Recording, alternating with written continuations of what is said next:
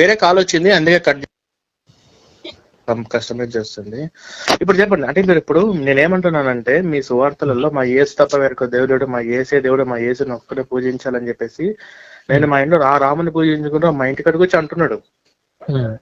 నేనైతే రాముని పూజించుకుంటున్నా, కృష్ణుని పూజించుకుంటున్నా. వాడెవడు మా దేవుడు తప్ప వేరొక దేవుడు, మేము పూజించే దేవుడు విగ్రహము సైతాను మాది పడేసాను అన్నానికి వాడెవడు? వాడేవాడు అది పక్కన పెట్టి ఇప్పుడు యాక్చువల్గా ఇప్పుడు ఫస్ట్ వాడు వచ్చి పోరమ్మకులు అని చెప్పి మన సువార్థికుడు మీరు అంటున్నారు సువార్త చేస్తున్నారు అని చెప్పి, సువార్త చేసేవాడు ఎవడైతే వాడు అమ్మవాడు పచ్చి పోరమ్మకులు అని చెప్పకూడదు. వాళ్ళ అమ్మలు ఒక్క నాన్నకు పుట్టి ఉండలేదు. ఎందుకు నేను మాట్లాడుతున్నానంటే మా యేసు దేవుడు, మా యేసుని పూజించండి చెప్తే పర్లా, మా యేసునే పూజించండి, మీరు పూజించే దేవుళ్ళు విగ్రహాలు బయటపడేసి అంటున్నారండి. ఇప్పుడు నేనేం చేయాలి? ఇప్పుడు ఏంటి ఇక్కడ విషయం ఏంటంటే ఇప్పుడు అలా క్రిస్టియన్స్ హిందువులు ఇళ్లలోకి వచ్చి ఇలా మాట్లాడడం వల్ల కొంచెం ఇదిగా అనిపిస్తుంది.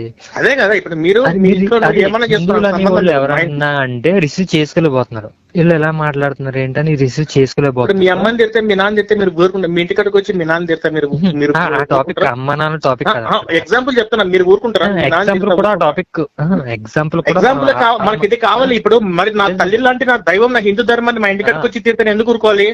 అదే నేను చెప్తూ ఒకసారి ఇప్పుడు మీ అమ్మని తిడితే నువ్వు ఊరుకోవు, అది ఎగ్జాంపుల్ కూడా నేను తీసుకోబుద్ధి కావట్లేదు. బట్ మా అమ్మ లాంటి తల్లి లాంటి నా హైందవ ధర్మాన్ని నేను పూజించిన రామకృష్ణ మా ఇంటి కాడికి వచ్చి తిడుతుంటే నేను సైలెంట్ గా మూసుకున్నాను. రండి భోజనం చేయండి, తిన్న పంపించాలి. ఊరుకోవాలా, అదే వేరే టాపిక్. ఇక్కడ జరిగింది ఏంటంటే ఇప్పుడు మీకు దగ్గరికి వచ్చి ఇలా వేరే దేవుళ్ళని మా దేవుడు ఒక్కడే దేవుడు, ఒక్కడే దేవుడు పూజించారు. ఈ రోజు కూడా చెప్పారండి.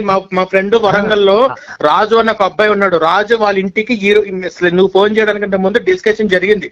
రాజు అని ఈ రోజు వచ్చారు ప్రవీణ్ గారు ఏదో కూడా అంటూ మా ఇంటికాడికి మా ఇల్లు లోపలికి వచ్చారు.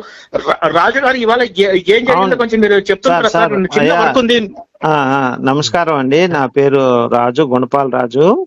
మా ఇంటికి